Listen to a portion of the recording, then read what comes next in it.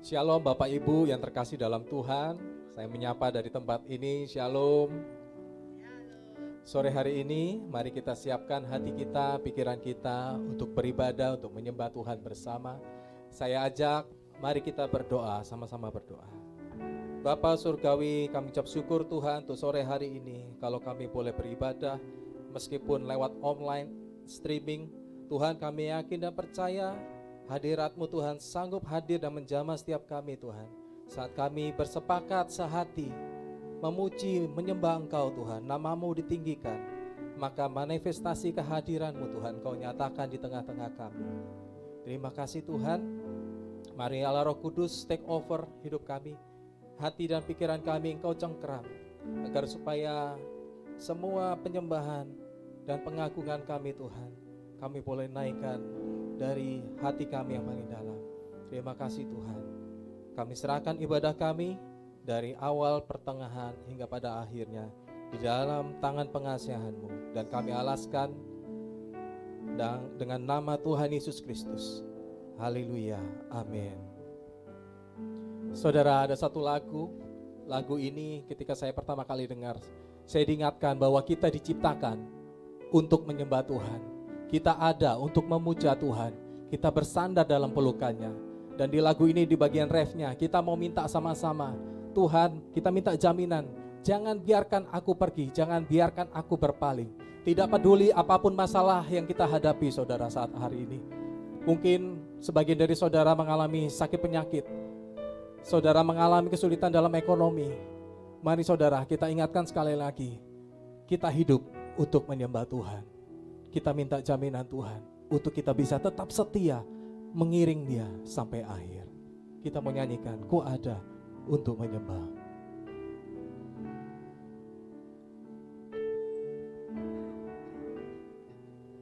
Ku ada untuk menyembah. Ku ada untuk memuja-Mu. Ku dicipta untuk kagumi-Mu, bersandar di pelukan-Mu.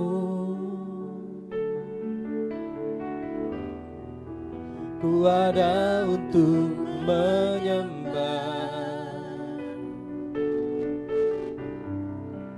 Ku ada untuk memuja-Mu. Ku dicipta untuk kagumi-Mu, bersandar di pelukan-Mu. Jangan biarkan aku berpaling, tetapkan hatiku untuk selalu memilih-Mu. Biar ku melihat Engkau bersuka saat Kau dapati aku setia sampai garis akhir. Ku ada untuk menyembah. Ku ada untuk menyembah. Ku ada untuk memuja-Mu. Ku dicipta untuk kagumi-Mu, bersandar di pelukan-Mu.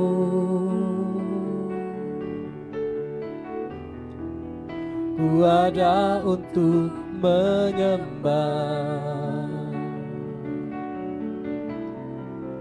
Ku ada untuk memuja-Mu. Ku dicipta untuk kagumi-Mu, bersandar di pelukan-Mu. Jangan biarkan aku berpaling, tetapkan hatiku untuk selalu memilih-Mu. Biar ku melihat Engkau bersuka saat Kau dapati aku setia sampai garis akhir. Jangan biarkan aku berpaling, tetapkan hatiku untuk selalu memilih-Mu. Biar ku melihat Engkau bersuka saat Kau dapati aku setia sampai garis akhir. Kita mau nyanyikan, minta Tuhan jangan biarkan aku Sore hari ini kami datang kepadamu Tuhan. Kami minta Tuhan, jangan biarkan kami Tuhan sampai berpaling dari Engkau. Tarik kami kembali, buat kami selalu berada di dalam jalan-Mu Tuhan. Kami mau mengatakan, paksakan rencana-Mu dalam kehidupan setiap kami Tuhan. Buat kami setia Tuhan sampai garis akhir Tuhan, sehingga kami boleh melihat Engkau tersenyum Tuhan bagi kami. Oh jangan biarkan, jangan biarkan aku berpaling, tetapkan hatiku untuk selalu memilih-Mu. Biar ku melihat Engkau bersuka saat Kau dapati aku setia sampai garis akhir. Jangan biarkan aku berpaling, tetapkan hatiku untuk selalu memilih-Mu. Biar ku melihat Engkau bersuka saat Kau dapati aku setia sampai garis akhir. Sampai Kau dapati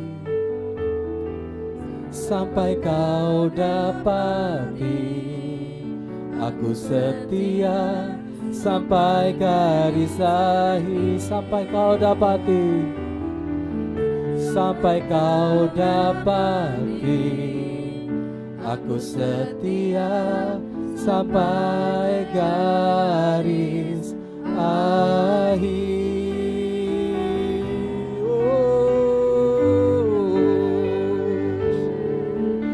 Buat kami setia Tuhan, kami ada untuk menyembah. Haleluya, we worship You Lord. Mari kita sembah Tuhan.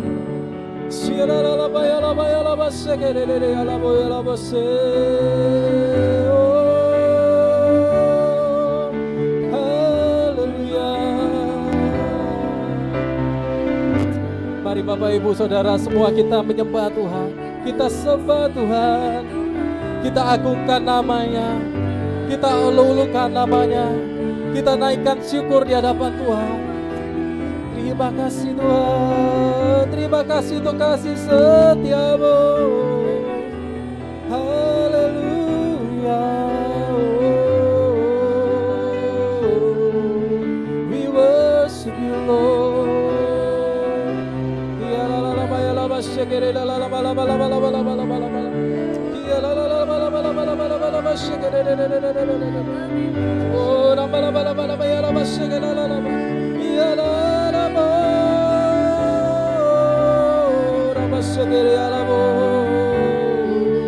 We glorify Your name, we magnify Your name on high.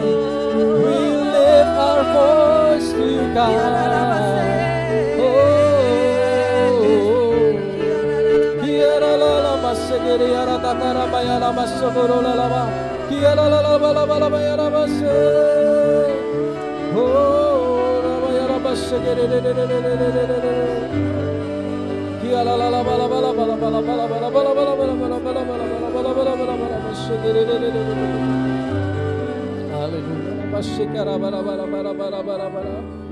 Hanya Engkau Tuhan yang layak dipuja dan ditinggikan Tuhan.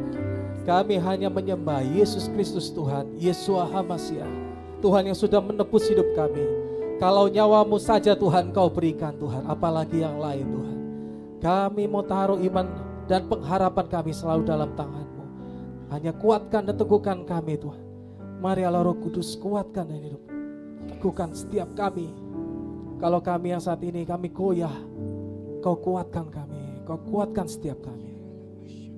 Allah Roh Kudus berikan pengertian. Ajar kami Tuhan, untuk kami bisa mengerti jalan-jalan-Mu. Ajar kami mengerti Tuhan. Kami yakin dan percaya Engkau Bapa kami yang ajaib. Firman-Mu berkata Tuhan, bahwa Engkau punya rancangan, bukan rancangan kecelakaan, tapi rancangan damai sejahtera.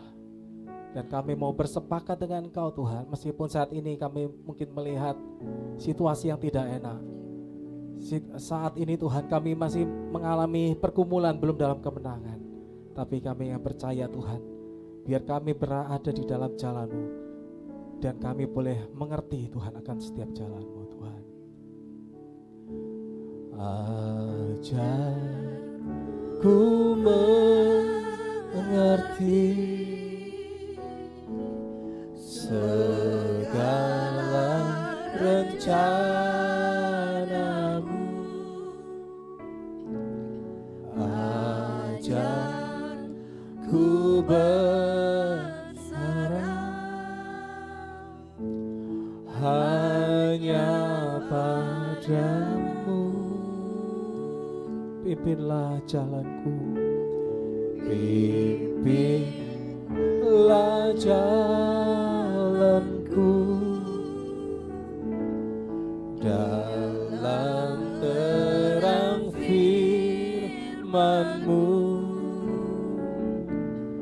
Ajar ku berharap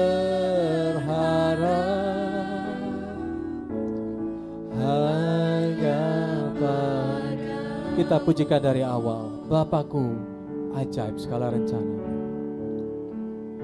Bapakku ajaib segala rancangan-Mu. Tuhanku, heran perbuatan-Mu. Ini yang kami yakini Tuhan. Engkau sanggup mengadakan segala yang ku perlukan, menurut kehendak-Mu. Terjadilah, ajarku mengerti, ajarku mengerti segala rencana-Mu.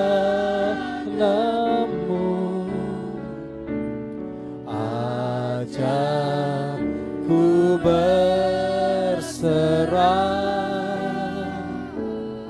hanya padamu. Pimpinlah jalanku dalam terang firman-Mu. Ajarku berharap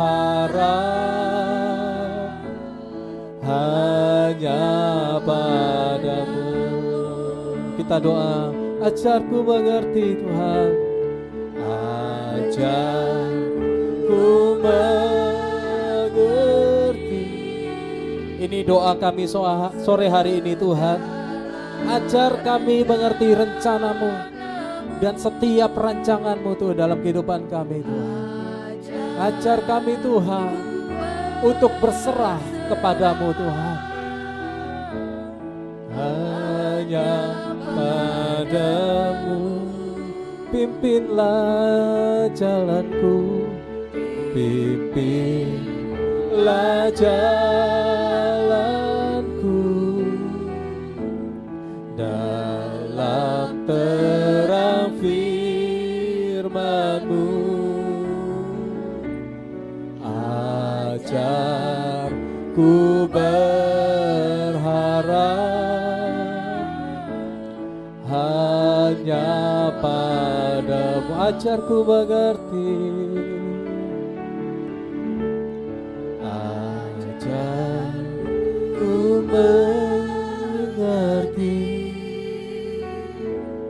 segala rencana-Mu.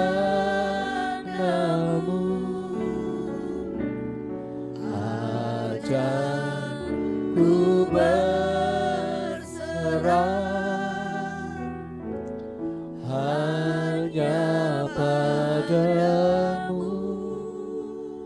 Pimpinlah jalanku, pimpinlah jalanku dalam terang firman-Mu. Ajarku berharap hanya padamu. Ajarku berharap hanya kepadamu. Ajarku berharap hanya sekali lagi. Ajarku berharap hanya padamu. Ajarku berharap hanya padamu.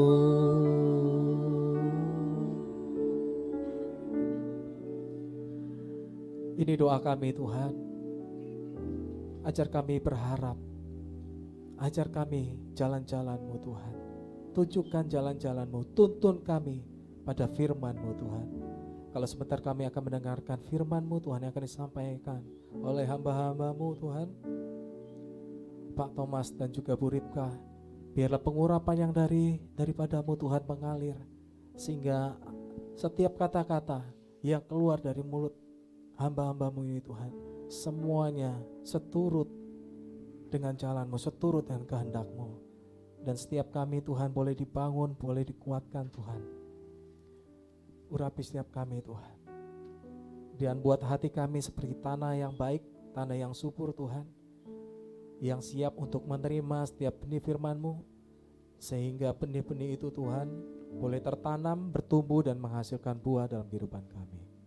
Terima kasih Tuhan. Bersabdalah, kami siap mendengar firman Tuhan. Haleluya. Amin.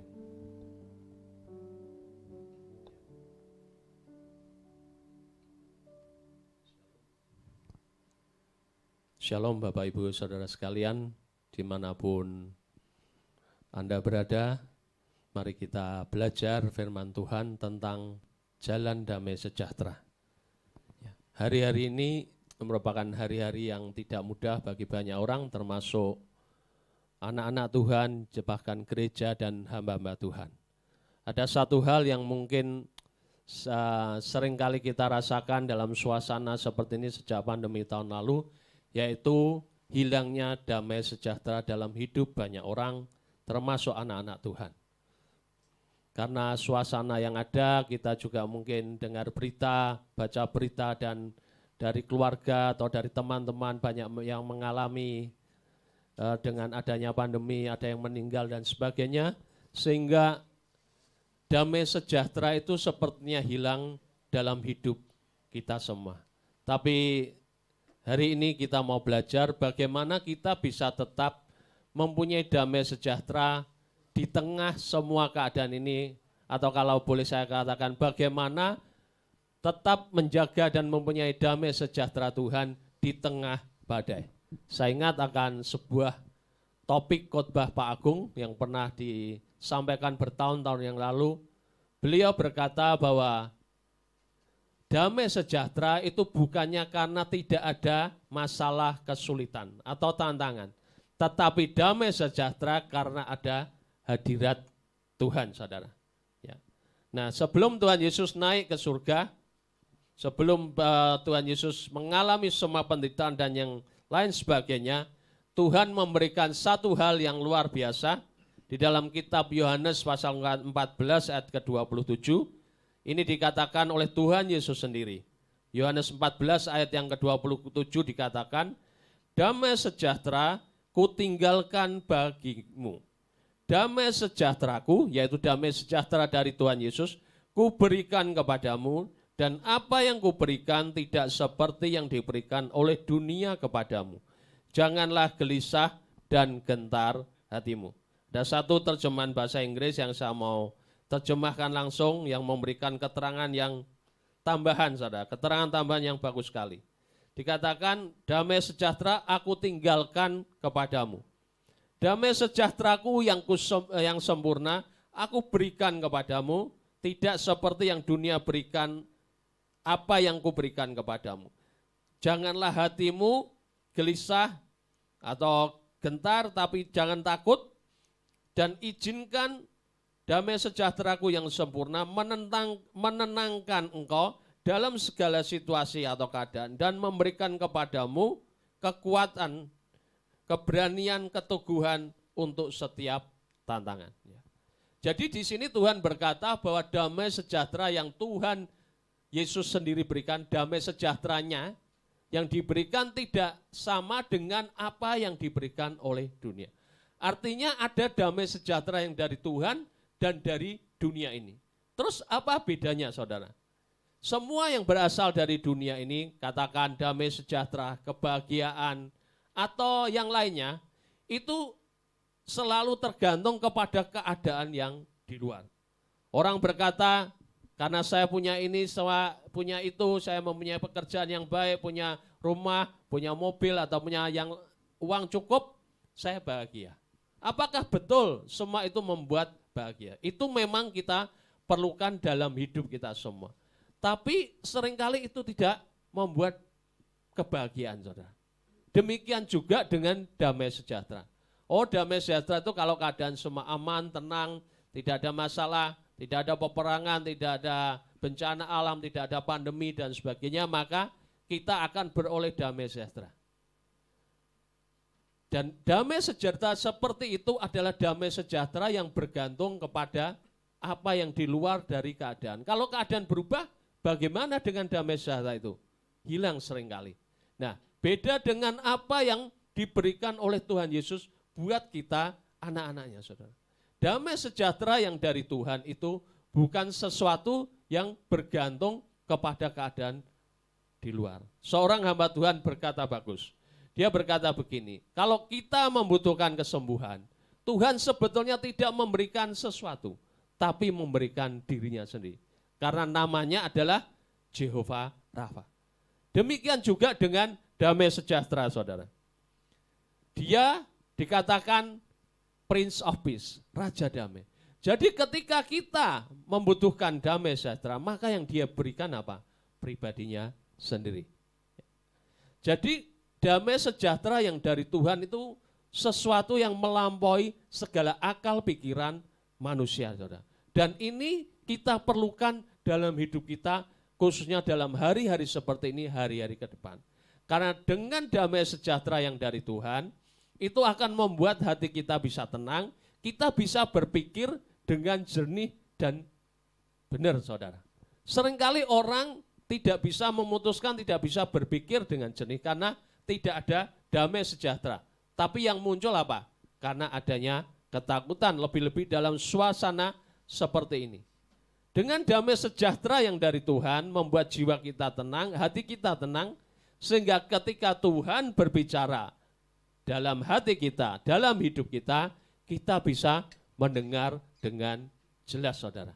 Ini sungguh-sungguh sangat kita perlukan dalam kita menjalani kehidupan selama di bumi ini. Khususnya dalam hari-hari seperti ini dan untuk hari-hari ke depan. Kita perlu punya damai sejahtera yang dari Tuhan, saudara. Nah, seringkali kan itu hilang. Nah, saya mau berikan 1-2 hal secara praktis bagaimana kita tetap bisa menjaga damai sejahtera kita. Saya mau bacakan dalam Yesaya 26 ayat yang ketiga. Yesaya 26 ayat yang ketiga dikatakan, yang hatinya teguh kau jagai dengan damai sejahtera, sebab kepadamulah dia percaya. Saya ulangi, yang hatinya teguh kau jagai dengan damai sejahtera, sebab kepadamulah ia percaya. Jadi salah satu hal yang bisa menjaga damai sejahtera kita supaya itu tidak hilang adalah ketika kita percaya kepada Tuhan. Percaya kepada janjinya, kepada firman-Nya. Lebih dari apa yang kita rasakan atau yang kita dengar atau kita bisa lihat, saudara. Karena hari-hari seperti ini adalah hari-hari di mana iman kita diuji sungguh-sungguh. Setiap kita, saudara. Kita sudah tidak bisa mengandalkan orang lain, gereja, semua serba terbatas. Karena itu kita perlu menjalin hubungan pribadi Tuhan dengan kuat, lewat Roh Kudus. Kita harus memenuhi hidup kita dengan firman dan kita memutuskan untuk apa? Percaya. Karena percaya itu keputusan, saudara. Apakah kita mau percaya kepada apa yang kita lihat, kita dengar, kita rasakan, atau kita lebih percaya kepada firman? Memang seringkali tidak mudah pertentangannya. Karena konfliknya ada di pikiran seringkali, saudara.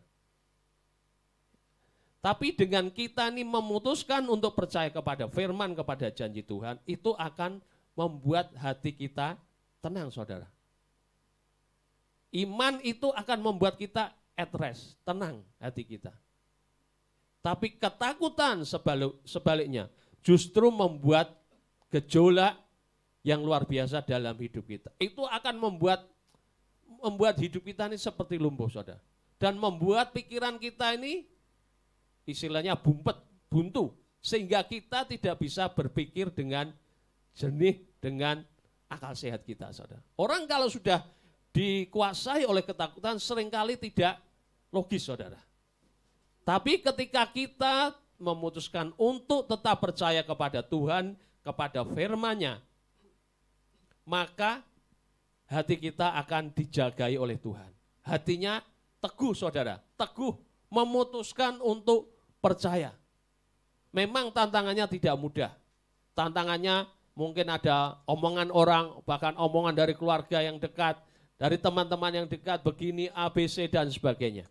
Tapi pilihan untuk kita percaya atau tidak, itu tetap di tangan kita.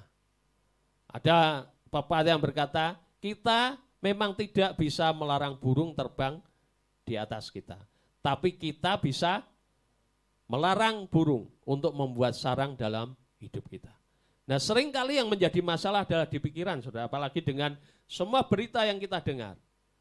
Ya. Ketakutan itu apa sih sebenarnya? Permainan di pikiran seringkali. Nah, Tuhan pernah berikan pengertian ini ketika beberapa tahun yang lalu saya diberikan anugerah, diberkati Tuhan, kami bisa ke Amerika dengan keluarga dan beberapa teman yang lain. Dan kami masuk ke Taman Disneyland, itu banyak permainan. Nah, saya masuk kepada satu permainan 3D, 3 dimensi. Itu permainannya jadi satu ruangan, ada layar di depan, kita pakai kacamata khusus ya, 3 dimensi, kemudian kita duduk. Nah, setelah itu di layarnya bergerak dengan cepat, dan kursinya bisa goyang sedikit ke kiri kanan, dan pemandangan yang indah, saudara. Kita sepertinya benar-benar bisa masuk melihat pemandangan itu, dan kemudian kita seperti dibawa melewati lembah gunung, kemudian tiba-tiba dari satu ketinggian terjun ke jurang dan sebagainya.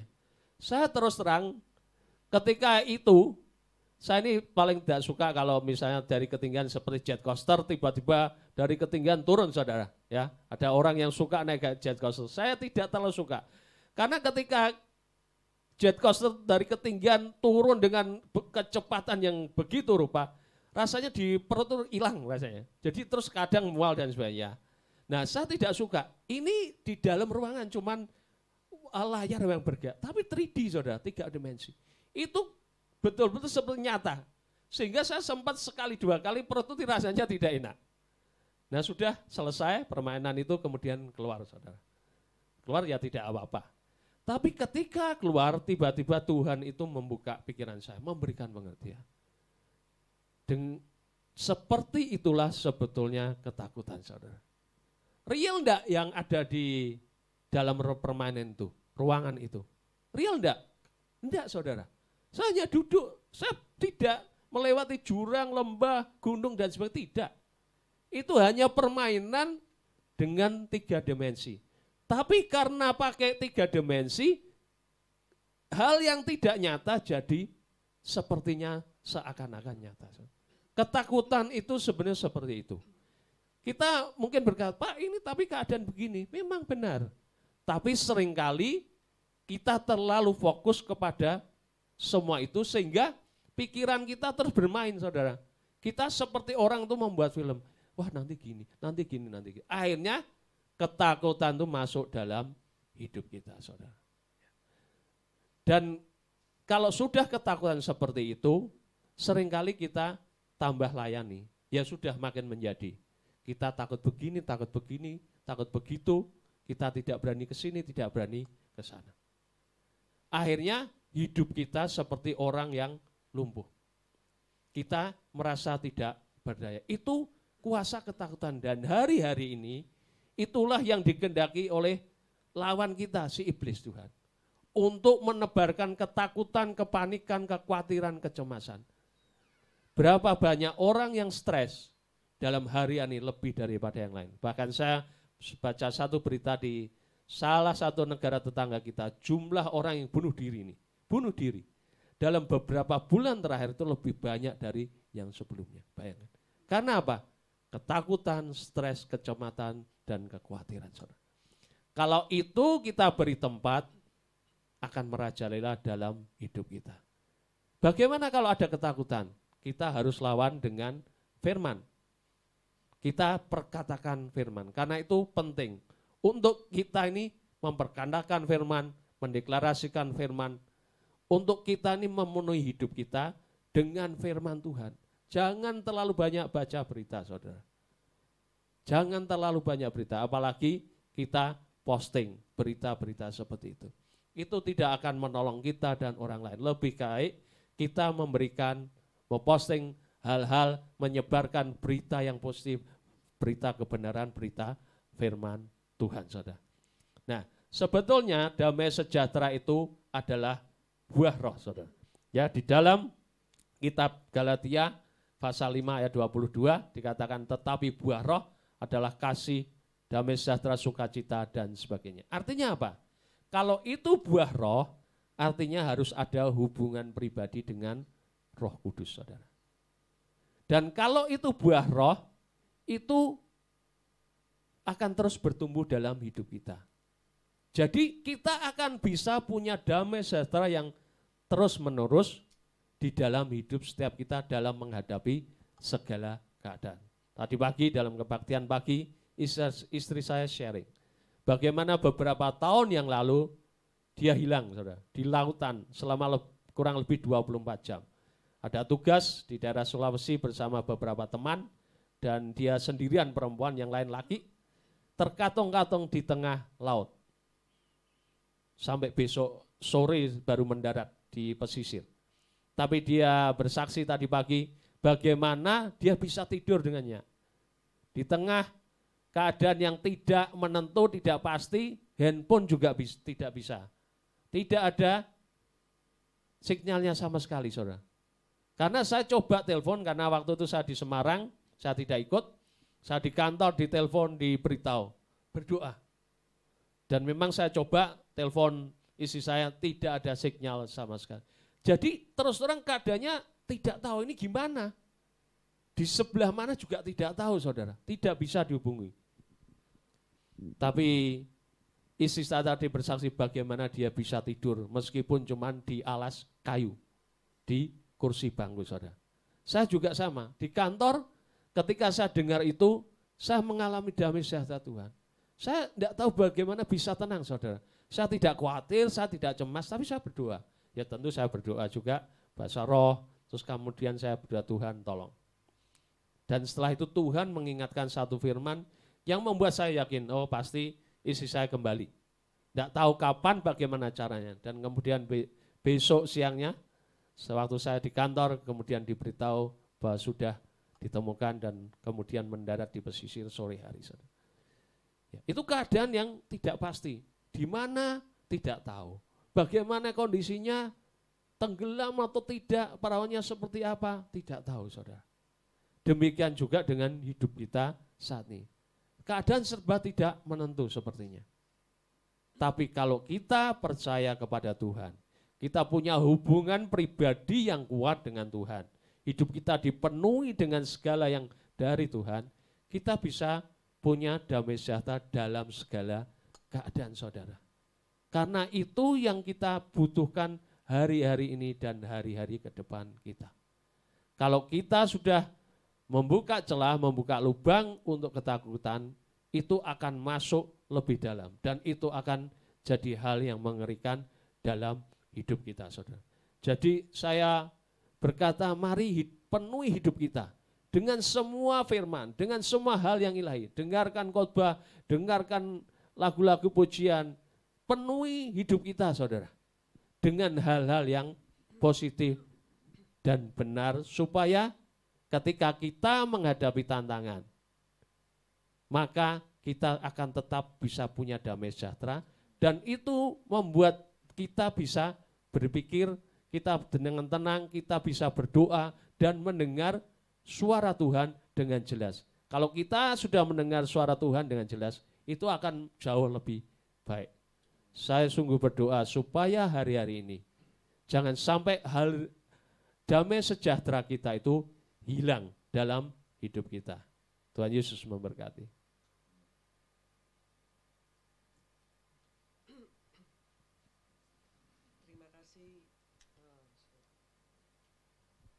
Terima kasih Pak Thomas buat firman-Nya, sangat melegakan sekali. Tetapi seringkali di dalam kehidupan sehari-hari Pak Thomas, damai sejahtera itu sangat mudah diucapkan, tetapi tidak semudah kita alami Pak. Masalah demi masalah kita pasti dihadapi setiap orang ya Pak. Yeah. Dan apakah memang damai sejahtera yang Tuhan berikan itu diberikan untuk semua orang Pak? Atau hanya orang-orang tertentu saja Pak?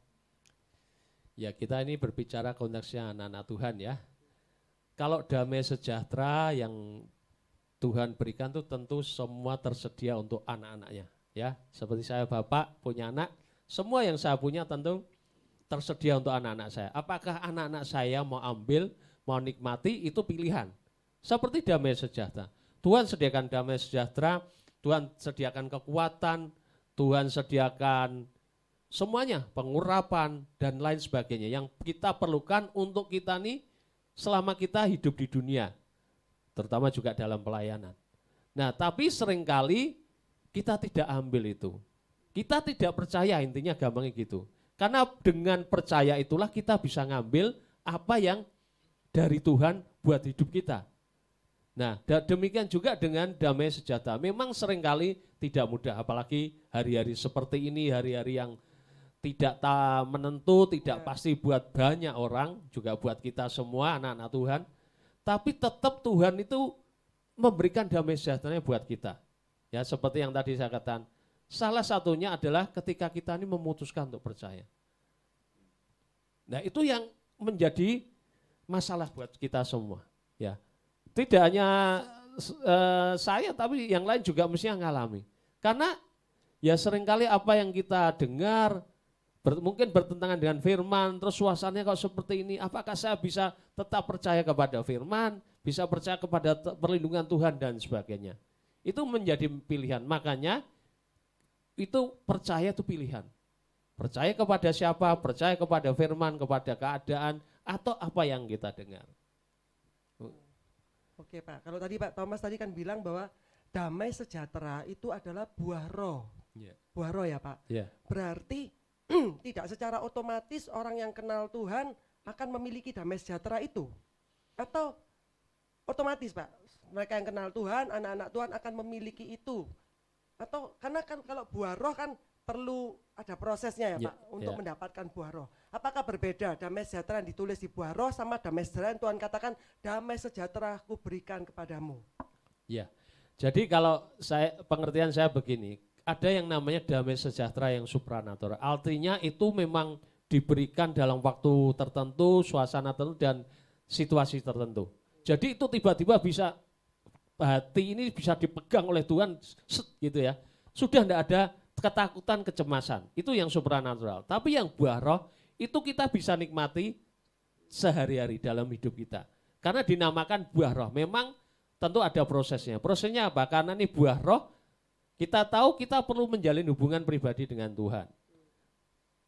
Ya, dengan baca firman, dengan berdoa dan bergaul dengan Tuhan. Tidak hanya ketika kita saat teduh. Lah ini yang mungkin seringkali banyak orang Kristen begini. Oh saya sudah saat teduh, baca firman, berdoa 1 jam. Setelah itu dalam kehidupan sehari-harinya ketika melakukan segala sesuatu, misalnya mau pergi kemana, bisnis, pekerjaan, atau pelayanan, mereka tidak menjalin hubungan dengan Tuhan. Sehingga menjalin hubungannya hanya dengan Tuhan hanya 1 jam di kamar mereka, di rumah mereka. Yang Tuhan inginkan adalah kita terus menjalin hubungan dalam kehidupan kita sehari-hari. Kita misalnya saya mau pergi mana saya ngomong. Ini kesaksian yang kecil mungkin sudah pernah saya ceritakan. Dulu sebelum pandemi, kalau saya ke mall, seringkali saya ngomong gini, Tuhan kasih tempat parkir. Mungkin hal sederhana seperti buat apa hal kecil gitu kok berdoa saja. Tapi saya membuktikan berkali-kali. Ketika saya berdoa dari rumah atau dalam perjalanan Tuhan, beri tempat parkir. Saya seringkali dengan cepat dan mudah menemukan tempat parkir. Memang kadang tidak langsung, kadang 1 kali, 2 kali muter. Tapi begitu saya lupa, saya sampai pokoknya tidak doa sama sekali. Saya muter. Wah, kalau tidak dapat tempat parkir ya susah. Tiba-tiba saya ingat, oh ya belum berdoa. Saya berdoa langsung cepat saudara. Saya buktikan dari hal yang kecil. Artinya apa? Tuhan itu ingin menjalin hubungan pribadi dengan kita, tidak hanya ketika kita di kamar saat teduh secara pribadi, tapi juga dalam kehidupan kita sehari-hari. Kita mau kemana, mau mengerjakan apa, mari belajar untuk kita nih komunikasi, ngobrol dengan Tuhan. Kalau itu kita latih, kita akan terbiasa kan. Nanti itu salah satu bagian buah roh adalah damai sejahtera. Nanti kasih akan muncul, sukacita dan lain sebagainya. Ya, memang itu butuh proses, tidak bisa sehari 2 hari. Ya, pengenalan akan Tuhan dan pergaulan dengan Tuhan itu kan terus-menerus sampai kita nih dibawa pulang, gitu. Ya, Pak Thomas. Berarti tidak secara otomatis kita itu akan memiliki damai sejahtera waktu kita sudah kenal Tuhan. Tetapi kita perlu jalin hubungan terus demi menerus. Nah, sekarang yang saya lihat contoh di dalam Alkitab, Pak Thomas. Murid-murid itu setiap hari sama Yesus loh, Pak. Yeah. Setiap hari kan, Pak. Belajar, bergaul sekian lama, sekian. Pada waktu terjadi angin laut yang keras, Tuhan Yesus tidur. Murid-muridnya ternyata tidak ada damai sejahtera, Pak. Padahal ada Yesus di sana. Ketakutan ya. Ketakutan. Bahkan terakhir dia malah rasanya nggak terima. Yesus, kamu kok tidur? Ini kamu kepingin nggak perhatikan ke kami, kami ini bisa mati. Kok Yesus tenang-tenang? Nah, padahal murid-murid bergaul loh, Pak. Setiap hari bergaul, hidup sama Yesus. Tetapi kok ternyata dalam prakteknya kok nggak secara otomatis dia punya damai sejahtera waktu sama Yesus. Padahal Yesusnya di dalam perahu itu, Pak. Kira-kira menurut Pak Thomas gimana? Ya, saya bayangkan ya, saya pernah naik kapal besar, ombak sedikit aja goyang dan tidak enak saudara.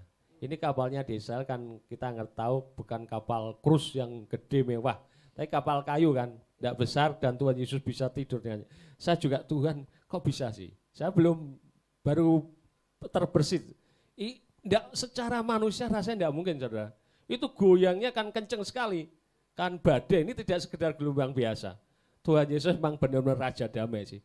Tapi yang saya Ingat bahwa setelah hal itu terjadi kan Tuhan Yesus dibangunkan. Tuhan Yesus, kenapa engkau tidak peduli kami mau binasa nih? Mereka kan ketakutan. Kan Tuhan Yesus langsung menengking. Hai laut, diamlah, tenanglah. Dan kemudian Tuhan Yesus menegur mereka. Apa yang Tuhan Yesus tegur? Di mana imanmu? Ya artinya apa? Mereka tidak percaya atau kurang percaya. Meskipun mereka sudah bergaul dengan Tuhan mungkin sudah tahunan ya. Beberapa tahun mungkin ya. Mereka kenal, lihat mujizat dan sebagainya. Ternyata memang tidak semudah kata-kata memang. Ketika menghadapi keadaan yang begitu mengerikan, seringkali kita apa sih? Lupa. Lupa kepada siapa? Tuhan Yesus, kepada firman-Nya. Dan karena tidak percaya. Karena yang ditegur oleh Tuhan tuh di mana imanmu. Nah, makanya tadi ayat di Yesaya 26 ayat 3 kan berkata, hatinya yang teguh kau jagai dengan damai sejahtera, sebab kepadamulah dia percaya. Ya. Jadi mau tidak mau dalam segala situasi kita perlu memutuskan tetap percaya meskipun tidak mudah. Kan terus juga Tuhan berkata, di mana imanmu, harusnya kamu kan sudah jalan dengan aku, harusnya kamu berani bertindak, nengking lah mungkin gitu ya, belajar. Tapi memang kenyataannya murid-murid bahkan 3,5 tahun pun berjalan dengan Tuhan tuh, waduh memang sepertinya gampang kita bayangkan, wah enak ya jalan dengan Tuhan secara jasmani. Tapi kenyataannya dalam cerita di Alkitab murid-murid itu begitu ketakutan sampai ketika Roh Kudus turun. Baptisan Roh Kudus kita tahu Petrus dari seorang pengkhianat, penakut, pengecut, diubah Tuhan jadi seorang yang pemberani. Bahkan di hadapan Mahkamah Agung, majelis-majelis Farisi, dia dengan berani berkata dengan apa yang benar.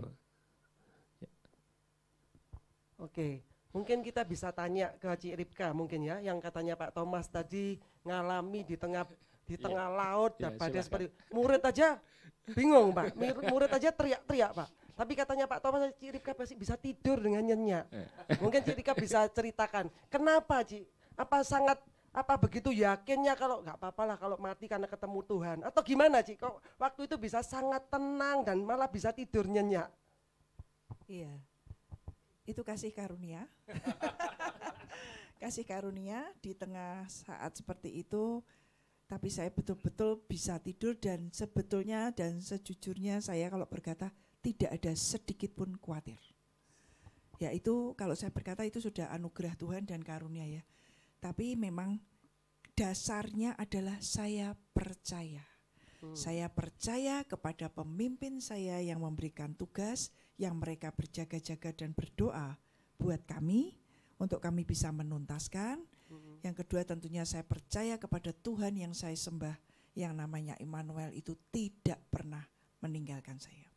Dia tidak pernah merancangkan kecelakaan ataupun yang jahat dalam hidup saya. Itu saya percaya sangat dan sangat.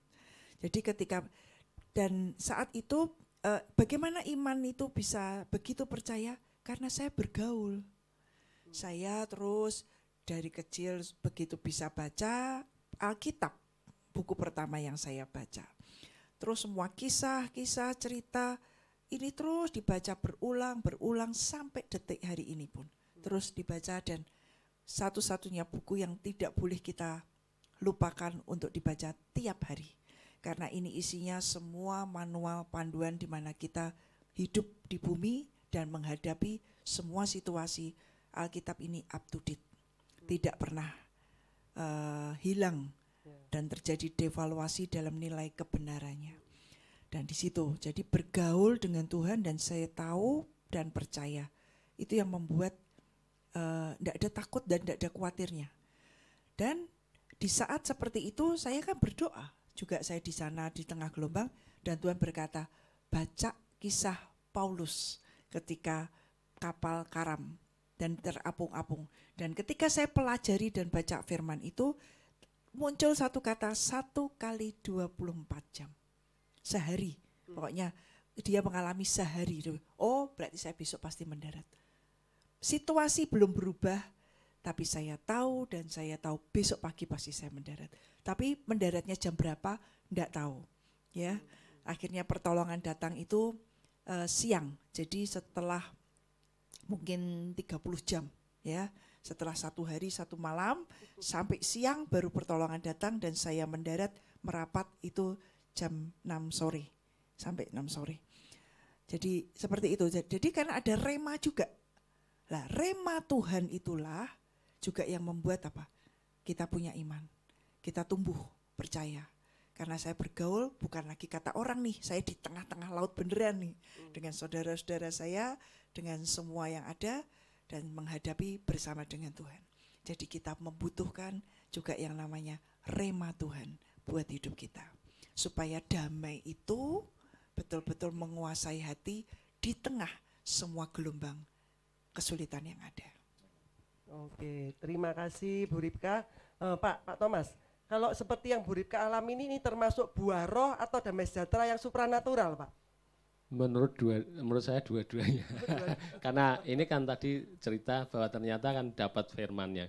Dan saya di Semarang waktu itu setelah sekian jam tidak ada berita, saya coba telepon ke handphonenya istri saya dan juga teman yang lain tidak bisa. Terus saya sempat kontak kan istri salah satu teman yang di situ, di kota lain, dia juga belum dapat berita.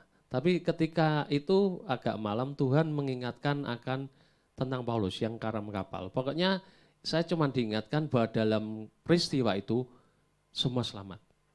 Meskipun kapalnya hancur kalau tidak salah. Ya kapalnya rusak. Nah ketika firman itu saya diingatkan, saya makin tenang. Makin tenang sudah, saya di rumah juga tidur nyenyak.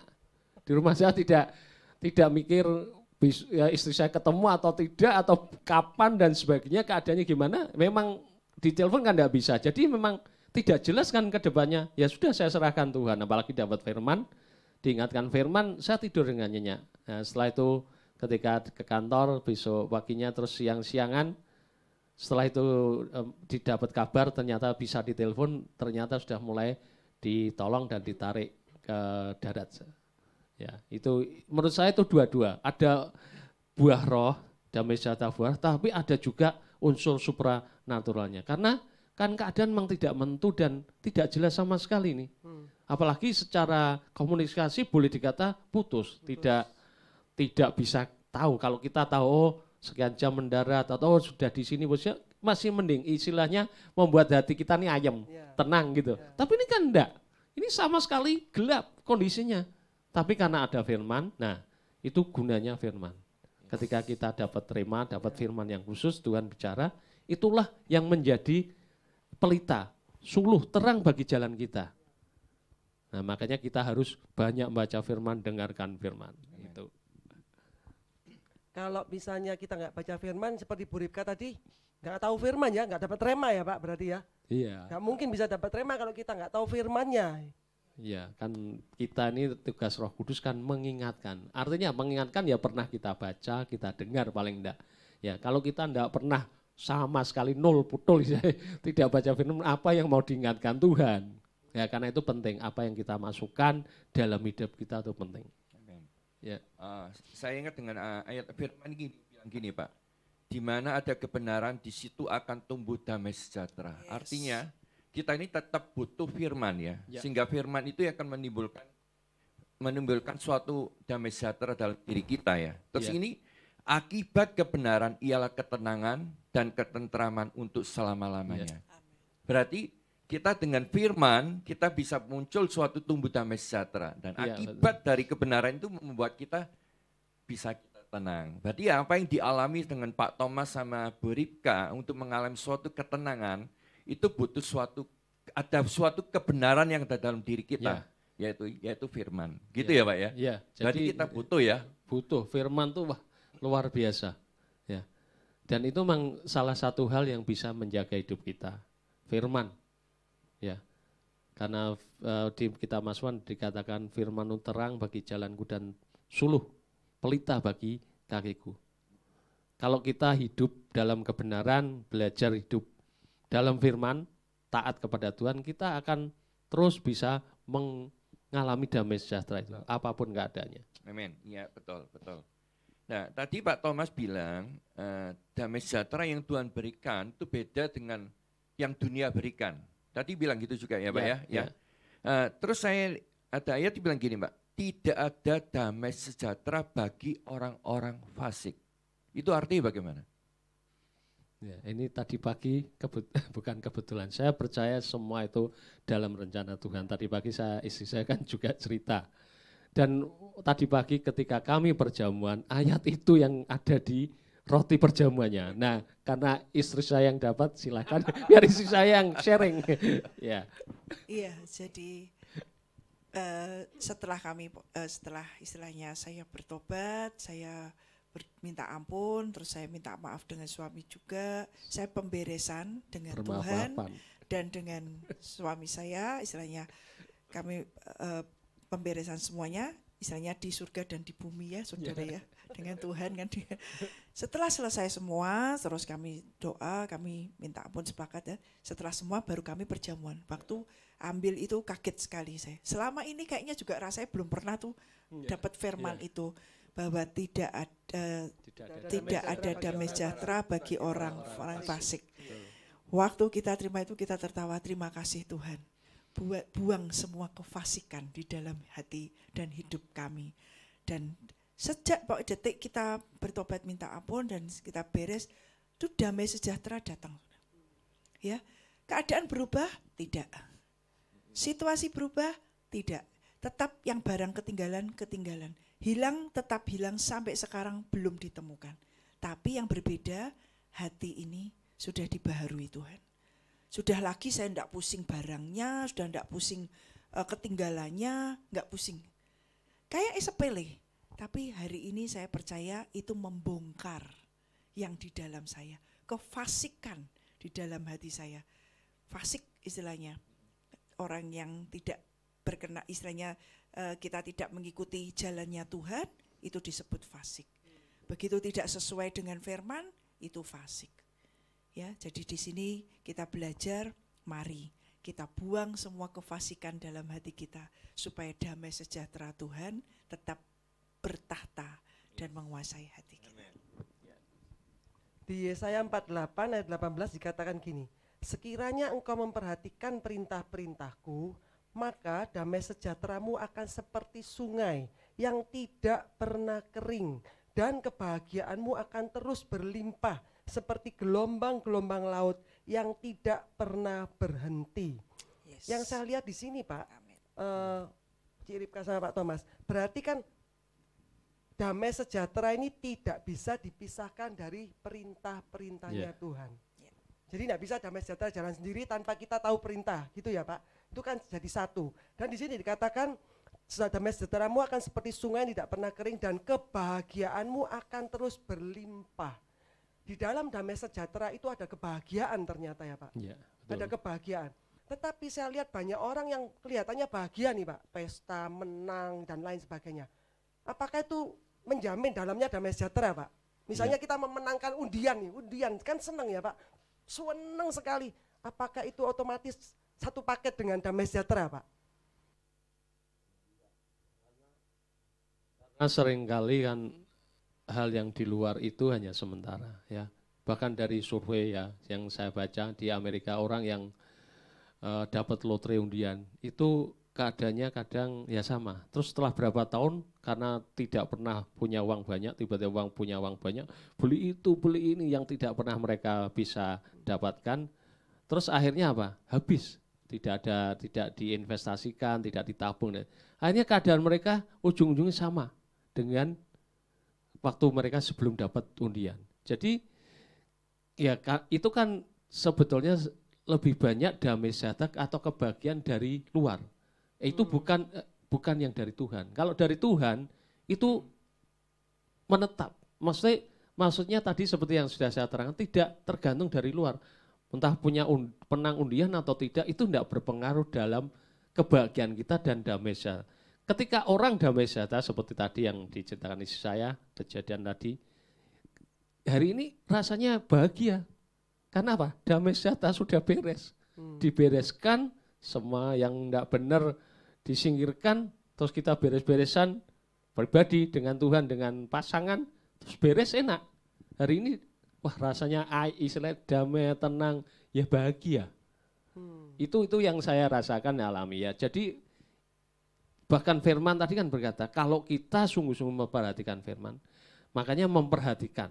Tidak bisa hanya sekedar baca, sudah selesai. Tapi sungguh-sungguh memperhatikan. Kita tahu kata memperhatikan itu kan ada atensi yang khusus, ada perhatian yang khusus, tidak sekedar baca. Karena kalau kita sekedar baca tidak bisa. Ya, kita perlu memperhatikan secara khusus, bahkan mempelajari, merenungkan, itu yang dikatakan oleh firman Tuhan. Maka kedamaian, kebahagiaan kita akan bisa seperti sungai yang terus mengalir. Artinya apa? Tidak berhenti. Tapi bisa berhenti kalau kita tiba-tiba hati kita salah mencong, atau kita membuka lubang, celah, kelemahan, untuk ketakutan masuk kekhawatiran. Nah itu bisa mencuri damai sejahtera kita. Apapun itu bisa mencuri damai sejahtera kita. Tapi pilihan tetap di tangan kita. Kita mau menjaga itu damai sejahtera tetap ada, atau kita mengizinkan hal-hal dari luar itu mencuri damai sejahtera kita. Berarti saya simpulkan di sini Pak, bahwa di dalam damai sejahtera itu selalu diikuti dengan kebahagiaan. Yeah. Kebahagiaan yang Kalau berlimpah. dari Tuhan ya. Tetapi kalau kebahagiaan belum tentu di dalamnya ada damai sejahtera. Ya, apalagi Pak? kalau dari dunia. Iya, kebahagiaan yang semu. Makanya dari sini saya belajar kenapa Rasul Paulus di dalam penjara bisa bahagia ya Pak. Iya. Seneng nyanyi-nyanyi. Padahal biasanya orang masuk penjara nelongso ya Pak. Marah, nelongso, susah, stres, campur jadi satu. Tapi Rasul Paulus bisa nyanyi, sukacita. Ternyata karena ada damai sejahtera di dalamnya. Ya, karena yang di dalam itu. Dan tempat tidak mempengaruhi kita damai sejahtera atau enggak. Bahagia atau Seperti tidak. tadi Ripka di dalam laut yang tidak menentu, saya damai sejahtera. Padahal kalau di dalam pesta belum tentu, orang di dalam pesta yang enak belum tentu ada damai sejahtera kan Pak. Di laut bisa damai sejahtera. Rasul Paulus di penjara bisa ada damai sejahtera. Betul. Dan di dalam damai sejahtera tercermin, terpancarkan kebahagiaan ternyata. Jadi yang paling penting beri saya simpulkan, damai sejahtera itu yang bisa memberikan hanya Yesus Pak. Iya, satu betul. itu. Kedua, untuk supaya damai sejahtera itu tetap bertahan di dalam kita harus bergaul karib dengan Tuhan. Terus harus tahu firman. Karena tanpa firman nggak ada rema yang kita dapat. Dan firman itu kalau kita mentaati firman itu, maka damai sejahtera itu tidak akan berhenti, dan kebahagiaannya kita, sukacita juga tidak akan pernah berhenti. Di sini katakan seperti laut, seperti ombak laut yang tidak pernah berhenti. Yes. Amin. Amin. Alangkah bahagianya sebenarnya seperti kita ya Pak, yang bisa mendapatkan damai sejahtera yang sejati yang dari Tuhan. Oke, mungkin Pak Sentosa bisa lanjutkan. Saya ingat gini, firman ini bilang gini Pak. Dan aku memberikan damai sejahtera di dalam negeri, sehingga kamu akan berbaring dengan tidak dikejutkan oleh apapun. Keren banget ini Pak. Kalau kita punya, menurut saya gini, kalau kita punya damai sejahtera yang dari Tuhan, berarti kita itu tidak akan dikejutkan dengan apapun juga. Iya, betul Ya. Pak. Luar biasa, saya lihat, saya bayangin, begitu ajaib ya, kekuatan dari suatu damai sejahtera itu begitu powerful gitu loh. Jadi kita nggak bisa dipengaruhi dengan keadaan apapun, keadaan mau seperti apa, tapi kita tetap damai sejahtera itu tetap protect kita, ya. Saya lihat, wow. Tiba-tiba saya diingatkan ini Pak, banyak orang yang kenal Tuhan, bahkan mungkin sudah jadi pendeta, sudah jadi pelayan Tuhan yang full time, pelayan Tuhan yang semangat, nggak bisa tidur Pak ternyata. Kalau malam nggak bisa tidur tuh, sering nggak bisa tidur. Apakah menurut Pak Thomas ini karena tidak ada damai sejahtera atau apa Pak? Atau kan nggak ada firman? Padahal mereka belajar firman nih Pak. Sering nggak bisa tidur nih, banyak Pak ternyata anak-anak Tuhan yang malamnya juga nggak bisa tidur ternyata. Iya. Ya, saya pribadi pernah ngalami tidak bisa tidur. Seringkali yang menjadi kendala apa? Pikiran. Karena kita mikir. Secara tidak sadar nih ya, kita nih banyak pikiran, tapi kita ya tadi tidak sadar dan tidak menyadari. Sehingga tidak bisa tidur. Ya, saya ngalami beberapa kali kok tidak bisa tidur. Oh iya, karena ada mikir ini. Secara tidak sadar tapi. Karena pikiran ini terus jalan. Akhirnya karena pikiran ini jalan kan aktif ya, jadi terus ya tubuh tidak bisa ikut. Tapi begitu damai itu turun, terus jadi pikiran tuh tenang, lebih tenang dan tidak berpikir macam-macam, tidak jalan-jalan istilahnya. Nah, ketika pikiran itu tenang, gampang tidur. Istri saya itu termasuk orang yang gampang tidur. Dimanapun juga. Iya, ini kasih karunia juga. Begitu menyentuh kasur langsung les hilang. Enggak usah kasur, mau di pesawat belum take off, saya sudah take off. Waduh, iya, sebelum pesawatnya take off udah take off ini. Itu anugerah, Pak. Oh, anugerah. Saya seringkali suami saya sama saya berbeda juga, Pak. Dia lebih gampang tidur, saya lebih sulit tidur. Apalagi kalau mikir sesuatu, Pak. Langsung nggak bisa tidur. Saya sering ngomongi pikiran saya. Tidur, betul. tenang, besok masalah selesai. Tenang, besok masalah pasti selesai dan sudah diselesaikan. Saya ngomongin diri saya sendiri sampai akhirnya tenang baru tidur. Nah, berarti sebenarnya anak-anak Tuhan itu tidak membutuhkan obat tidur ya, Pak? Oh enggak, kalau tidak, saya enggak perlu. Bahkan Alkitab bisa jadi obat tidur kali ya. Ada orang yang baca Alkitab tiba-tiba sudah dalam hadirat Tuhan, ternyata sudah tidur. Oke. Kami terima kasih. Cuman ada satu hal lagi, Pak, terakhir. Ini, Pak, banyak orang yang misalnya nih sudah terlanjur berbuat salah nih, Pak. Misal nih, Pak, terlanjur dia memutuskan sesuatu yang salah sehingga misalnya nih memutuskan suatu keputusan ngambil kredit gini misalnya, Pak. Ternyata kan enggak bisa bayar, dikejar-kejar nih. Otomatis damai sejahtera hilang dong, Pak. Apakah bisa dalam kondisi dikejar-kejar hutang, dikejar kreditan, ada damai sejahtera? Menurut Pak Thomas gimana? Bisa. Gimana, Bu? Bertobat. Oh, betul. Sebetulnya salah satu alarm ya kita ini dalam tracknya Tuhan atau tidak. Itu damai sejahtera. Ya, alarm paling kuat kalau mau jujur dengan hati dan hidup kita terbuka dengan Tuhan, alarm pertama damai sejahtera. Tadi itu tiba-tiba saya diingatkan, saya kan dalam keluarga hamba Tuhan dari kecil. Terus waktu namanya remaja, namanya anak-anak remaja kan ya berkumpul dengan kawan-kawan, dengan semua, mau nonton bioskop, mau pergi ke diskotik, mau itu, ya masa sekolah. Tapi orang tua saya itu tidak pernah melarang dan hanya memberikan nasihat dan memberikan arahan, tapi tidak pernah melarang istilahnya. Enggak boleh gini. Saya itu belajar dari papi mami saya itu orang tua yang memberikan buat saya nih ya, istilah saya itu papi mami saya itu memberikan kepercayaan yang besar, di mana saya tumbuh di dunia luar tuh dalam takut akan Tuhan. Nah, salah satu kunci saya belajar yang namanya takut akan Tuhan dan damai sejahtera itu kaitannya ialah ketika saya mulai berjalan yang tidak pada tracknya yang Tuhan mau buat hidup saya, itu tiba-tiba hilang damai sejahtera. Sampai hari ini. Makanya waktu SMP saya masih ingat, enggak pernah lupa. Saya kan enggak nonton bioskop ya enggak berdosa lah ya. Film-film begitu apa. Terus saya aja nonton kok berkali-kali juga, setelah sekarang juga kadang refreshing pergi nonton gitu ya. Tapi saat itu saya belajar, saya tidak ada yang melarang, tapi saya pergi nonton rame-rame. Belum masuk gedungnya loh saudara. Belum masuk gedungnya, baru pada beli karcis-karcis. Hati saya itu kayak jantung mau copot itu.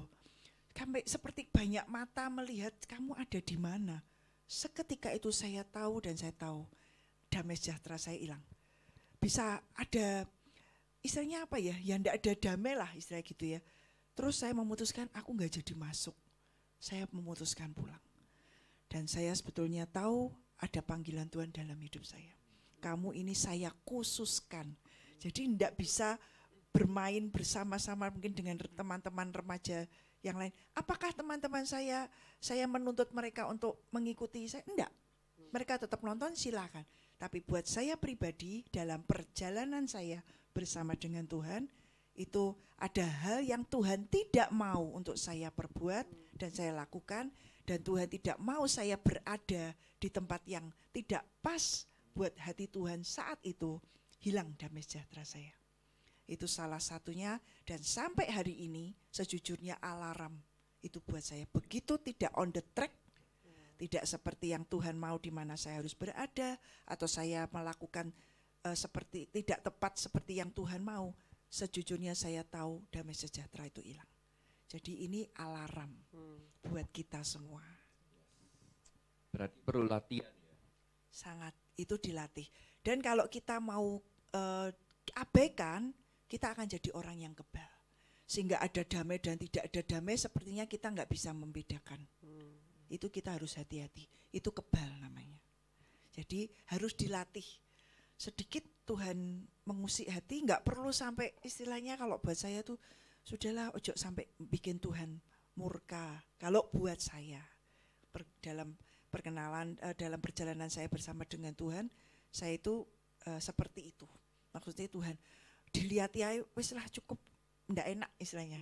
Ya, lah itu sebetulnya damai sejahtera. Seperti kemarin saya membiarkan istilahnya kekesalan hati saya melingkupi hidup saya, tak mbar-mbarke istilahnya orang bilang, tak los gitu ya. Hilang ndak damainya? Hilang. Sebetulnya hilang. Saya malam itu tidur ya masih dengan istilahnya, walaupun Tuhan sudah berdoa ndak? Berdoa. Tahu ndak itu salah? Tahu. Tapi namanya ego, namanya kedagingan. Istilahnya di situ saya belajar, iya ya Tuhan, dasarnya manusia, dasarnya kita itu seperti itu. Jadi hanya Tuhan, ketika Tuhan melembutkan hati kita dan kita merespon, kita mau berusaha sungguh-sungguh untuk kita belajar mengenal Tuhan dan mengizinkan Tuhan membentuk hidup kita, kita akan belajar. Terima kasih buat Pak Thomas serta Bu Ripka buat sharingnya buat sore hari ini yang sangat memberkati kita. Bapak Ibu yang di rumah, Bapak Ibu, hari ini kita belajar bagaimana caranya kita bisa mendapatkan suatu damai sejahtera. Yaitu kalau saya simpulkan, satu, kita butuh hubungan sama Tuhan. Sang empunya damai sejahtera itu. Kalau kita punya hubungan dengan Sang empunya damai sejahtera itu, pasti kita pun juga akan memiliki damai sejahtera itu. Kedua, jangan lupa untuk baca firman. Jangan bosan-bosan untuk membaca firman. Ngerti gak ngerti, tetap baca firman. Karena firman itu merupakan dasar buat kita, itu merupakan suatu kebenaran untuk kita bisa mendapatkan suatu damai sejahtera. Firman tadi sudah berkata, kalau ada kebenaran maka kita pun akan mendapat suatu ketenangan. Dalam waktu-waktu ini, kita sangat-sangat dibutuhkan suatu ketenangan. Karena kita sudah kita lihatlah, dunia ini sekarang banyak goncang-gancingnya. Kalau kita ngikuti kegoncangan dari dunia, kita pun juga akan pusing sendiri gitu loh. Maka oleh sebab itu ketenangan itu akan hilang. Yuk kita sama-sama, kita belajar hari ini, kita miliki damai sejahtera bersama dengan Tuhan. Dan saya percaya kalau Bapak Ibu memiliki suatu damai sejahtera, Bapak Ibu pasti hidupnya akan memiliki suatu ketenangan bersama dengan Kristus. Oke, untuk pengumuman, besok kita juga masih ada ibadah kembali, yaitu melalui virtual, melalui Zoom. Bapak Ibu besok di Zoom kita akan dilayani dengan Pendeta Sukirno Tarjati yang sangat memberkati kita. Pengajarannya juga sangat simpel dan sangat memberkati kita. Saya undang Bapak Ibu, ayo kita sama-sama kembali. Kita belajar kebenaran firman lagi, kita tabung firman lagi. Jangan investasi cuma uang aja. Karena saya percaya uang itu nanti ke depan juga tidak ada artinya. Tapi kebenaran firman itu sangat berarti. Kita tabung selama ada waktu, yuk kita tabung sebanyak-banyaknya itu firman. Karena saya percaya waktunya firman yang kita tabung itu akan keluar pada waktu-waktu masa-masa kesukaran itu. Ya, saya undang besok open keep jam 5.45 dan live worshipnya jam 6.15 dan pemberitaan firman jam 6.30 sampai selesai. Juga disertai dengan tanya jawab interaktif. Bapak Ibu kalau mungkin ada keperluan, mungkin ada hal-hal yang perlu ditanyakan, Bapak Ibu bisa bertanya melalui Zoom besok ya. Saya undang, saya tunggu kehadiran Bapak Ibu besok jam 5.45 di ibadah Zoom kembali ya. Terus hari Selasa tanggal 17 Agustus hari kemerdekaan dari bangsa kita yang ke-76, Bapak Ibu kita juga adakan live worship bersama teman-teman. Kita sama-sama berdiri buat bangsa ini. Dan saya percaya semakin banyak orang yang berdiri buat bangsa ini, saya percaya Indonesia akan jadi Indonesia yang tangguh dan Indonesia yang bertumbuh. Saya percaya sekali semakin banyak orang-orang benar berdiri buat bangsa ini, Indonesia akan mengalami masa-masa yang ajaib, masa-masa revival itu akan terjadi. Saya undang kembali jam 9.30, yuk kita sama-sama melakukan penyembahan, melakukan sesuatu yang terbaik, memberikan dupa yang harum sampai menyentuh takhta ilahi itu.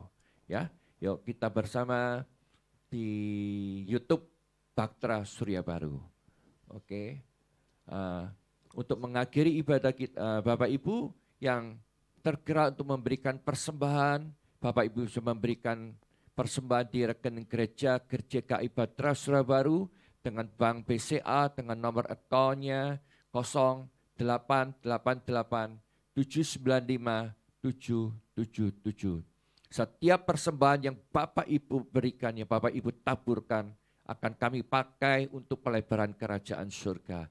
Banyak hal yang sudah kita kerjakan, terutama dalam minggu-minggu yang sekarang ini, kita memberikan vitamin-vitamin kepada para hamba-hamba Tuhan. Gitu. Jadi setiap uang yang Bapak Ibu tabur akan kita gunakan untuk pelebaran kerajaan surga.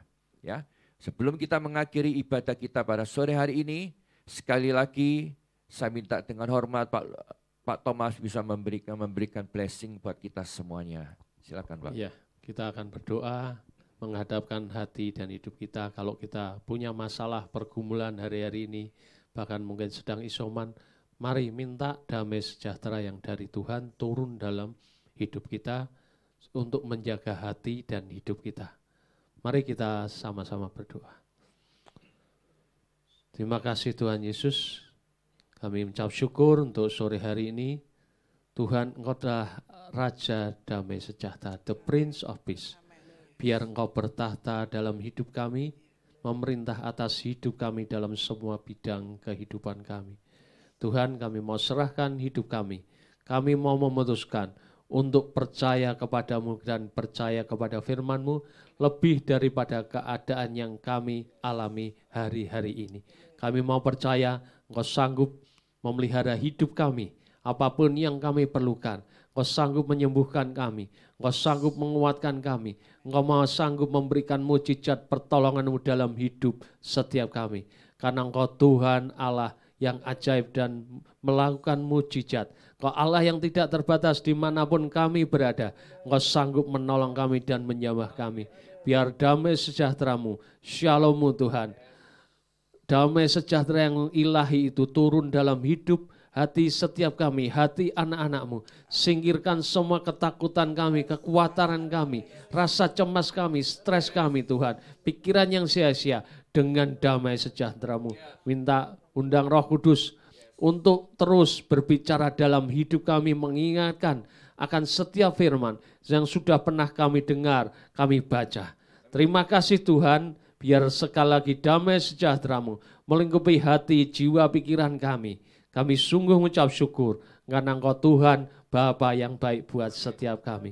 Dan di dalam nama Tuhan Yesus Raja Damai, kami percaya dan berdoa. Amin. Tuhan Yesus memberkati.